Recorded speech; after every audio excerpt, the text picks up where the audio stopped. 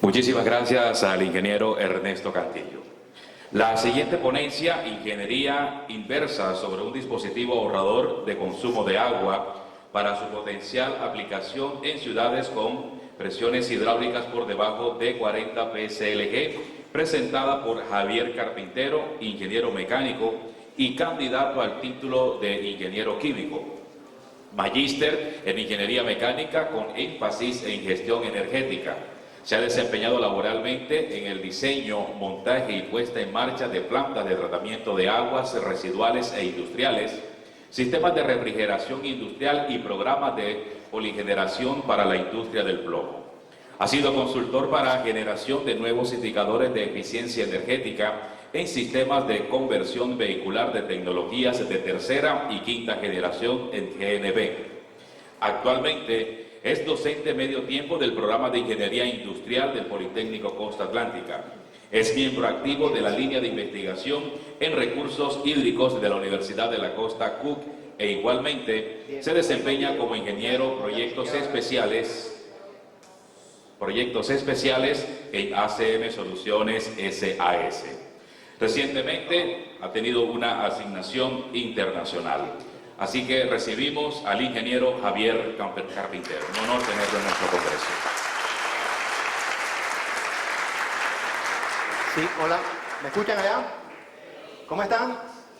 Me alegra muchísimo que estén acá. Su presencia es importante para la institución, sobre todo porque esto marca ciertos espacios donde las tecnologías, las tendencias ingenieriles permiten de cierta manera de que usted esté ahí, en la vanguardia. Hoy voy a presentarles algo que tiene que ver con mi actividad laboral fuera de la academia. Resulta que eso fue hace 7 meses, pues el chairman de la empresa donde yo trabajo me dijo lo siguiente: ingeniero, su presupuesto se va a recortar y debe buscar alternativas para que el otro año fiscal pues tengamos las mismas tendencias en ventas que regularmente su departamento está presentando durante pues su presencia en este lugar.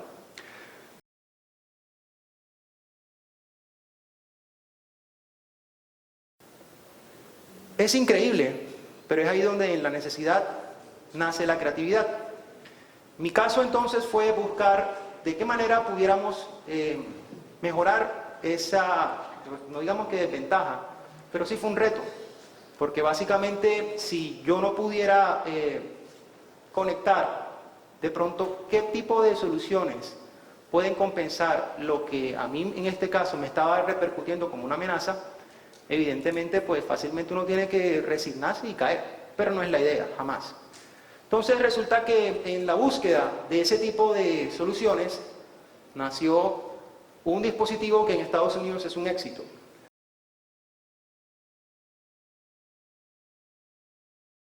Pero que en Colombia no ha sido implementado. Básicamente esto es un océano azul. Entonces, técnicamente hablando, el reto fue, bueno, qué tan factible sería entonces traerlo acá y que de cierta manera esto funcionara para que, bueno, primeramente el trabajo funcione bien, ¿sí? Pero más allá de eso, impactar significativamente en una sociedad que no conoce esto y que puede beneficiarse de esa alternativa. El mundo funciona y tú quieres implementarlas acá. Un concepto común se llama tropicalización. La tropicalización es básicamente qué tipo de parámetros necesito yo para que en mi contexto, tanto social, cultural, económico, funcione. Porque de pronto allá sí es un éxito, pero ¿cómo hacemos acá para que ande? Ese es el reto entonces de la experiencia. Antes de proseguir, les comento que todas estas cadenas, franquicias de hoteles, bueno, Home Depot es como una especie de home center, pero que funciona allá en Estados Unidos. Hilton, todo lo que tiene que ver con sus suites, Marriott, Subway, Pizza Hut, ya están implementando este equipo. O sea, son marcas creíbles que ya tienen la confianza depositada en eso y están recibiendo ahorros. ¿Ustedes se imaginan Barranquilla o Colombia con ese tipo de implementación, avance? ¿Qué tan inteligente puede ser la ciudad en el consumo? Esa es la idea, esa es la dinámica de este asunto. ¿Cómo pudiéramos implementar eso acá? Bueno, resulta que hay un concepto de ingeniería que se llama ingeniería inversa. ¿Lo han escuchado? Bien, me permito leer. Dice un autor que es un método que replica un componente o usa un ensamble a cualquier producto en sí mismo sin la tenencia de planos de fabricación, documentación o modelado por computador del componente. ¿Saben qué software es este? ¿Cuál? Eso, qué bien. Resulta que cosas como las que vemos en la universidad sirven para aplicar ese tipo no sé, de herramientas y que de cierta manera podamos avanzar en ese tipo de situaciones. Resulta que la ingeniería inversa que yo tomé fue basada en este procedimiento. La historia es muy cómica. Resulta que yo pedí un equipo inicialmente como un cliente y pues demoró mucho tiempo en traerlo. El mismo CEO de la compañía me dijo, te voy a dar 2 porque me demoré mucho. Y lo más extraño del caso es que como me entró 2, pues yo pude desarmar uno y tener otro en campo para hacer pruebas. Entonces fue básicamente, yo sentí que eso es como que se estaban conectando las cosas ya. Resulta entonces que un equipo de eso se trajo, se llevó a, pues, primero que todo como que a desarmar lo que tiene, qué no tiene, en qué está basado. Se llevó una herramienta CAD, se modelaron los componentes, se especificó, bueno, esto tiene un resorte, se especificó la constante que él tiene. Y ahora mismo estamos en esta fase. Es como simular el comportamiento de la válvula primero en un entorno computacional para resolver de forma numérica todos los fenómenos físico-químicos que ocurren internamente en ella. Y a partir de ahí proponer oportunidades de mejora, que existan o no, para que bajo esas condiciones, primero computarizadas, virtuales, podamos sin invertir mucho dinero, saber dónde tenemos que atacarla. ¿Me entienden lo que quiero decir ahí? Entonces, eso es en lo que estamos ahora mismo y basándonos en eso, tomando decisiones posteriores. Dale play a este. Cuando tú tienes un archivo CAD, tú puedes tropicalizar perfectamente el producto, porque básicamente pues ya conoces los costos del plan de taller, los planos de taller y de fabricación, sabes cuánto te puede costar en Colombia este equipo y puedes detectar oportunidades de mejora para optimizarlo. Esto es el CAD. Esto es una vista explosionada, ¿sí o no? Entonces esto ya es mucho, porque básicamente yo puedo replicar esto en una herramienta CNC y hacer las que quiera, ¿sí o no? Entonces técnicamente hablando ya tengo el know-how del proceso. En la ingeniería inversa resulta que es importante también conocer cómo vamos a estimar sin deformar el proyecto ciertas características internas del equipo. Aquí se alcanza a ver el resorte, ¿sí lo ven? ¿Sí? La válvula que me entregaron, como me entregaron 2, una de ellas la empleé básicamente para lo siguiente. Yo cogí un equipito, bueno, esto lo armé, lo monté, no sé si se alcanza a apreciar que aquí hay como unas estrías, ¿sí las ven? Entonces yo lo que hice fue crear esta pieza, para que sobre esta pieza yo colocaba unos pesos y de acuerdo a la proporción de la deformación del resorte con la cantidad de pesos colocados, iba sacando la constante del resorte. Eso lo hacen en el laboratorio de física mecánica en la universidad, ¿sí o no? Pero teniendo en cuenta el entorno de la válvula, o sea, no la desarmé, cogí el resorte solito y me encargué de... No, porque igual de todas maneras este resorte de trabajo es un resorte de compresión y pues estirarlo implicaría pues que no es el mismo proceso. Listo, entonces aquí está la lista de materiales que tiene. Y aquí es donde entramos a crear la pieza que no estaba, esta de aquí, que tocó diseñarla para poder colocar sobre esa zona los pesos. Esto es un entorno de simulación para crear un cuerpo a partir de un CAD, o sea, imprimirlo como tal. Esta teoría también se da en la universidad, en los cursos de electiva 2 y 3, y técnicamente pues se crean los códigos CNC, ¿los ven acá? No, creo que los ven, o sea, está legítimo. El caso es que estos códigos que están aquí sirven para poder crear este elemento que se ve acá. Vamos a mostrar por esta parte cómo quedó finalmente el montaje. ¿Sí lo ven aquí?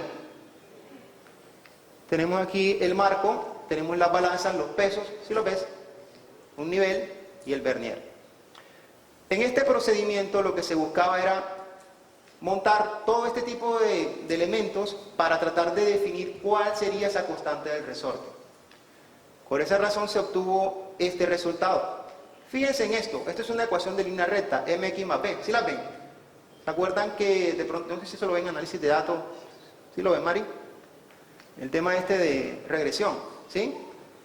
El coeficiente de correlación cuando se aproxima a uno, ¿qué quiere decir?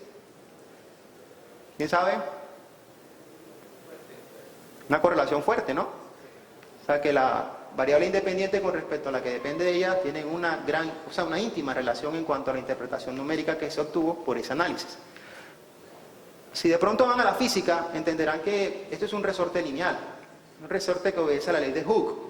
Pero es increíble porque fíjate que aquí tenemos una constante adicional, que matemáticamente hablando implicaría que esto es cuando x vale 0, ¿no? Lo que vale y.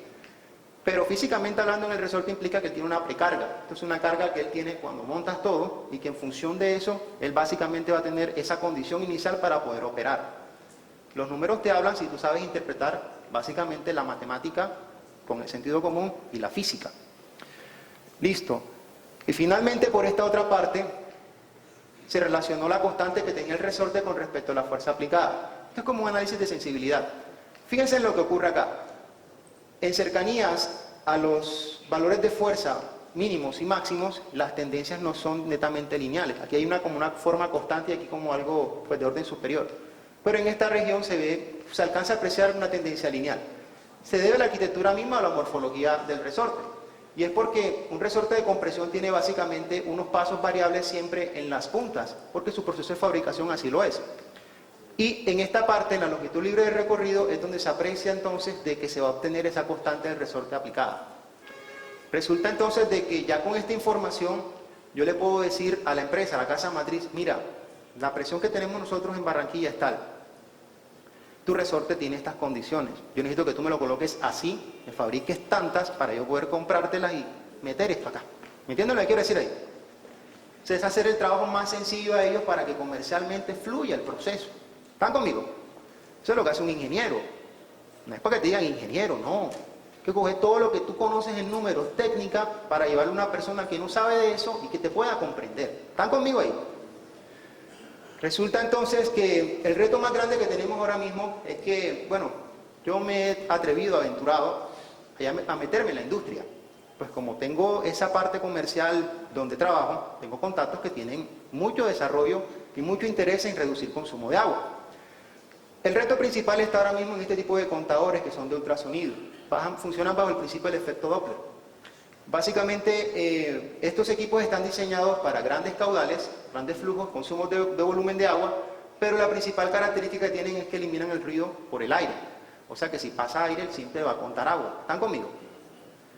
Hablando con el departamento técnico de la casa matriz, vale la pena destacar que hoy en día pues, tenemos relaciones comerciales, tanto así que tengo la distribución exclusiva de esta marca para Colombia, y ellos están pensando en crear una alternativa porque el negocio es posible que se dé siempre y cuando estén encaminados a ese tipo de tendencias que tenemos hoy por acá.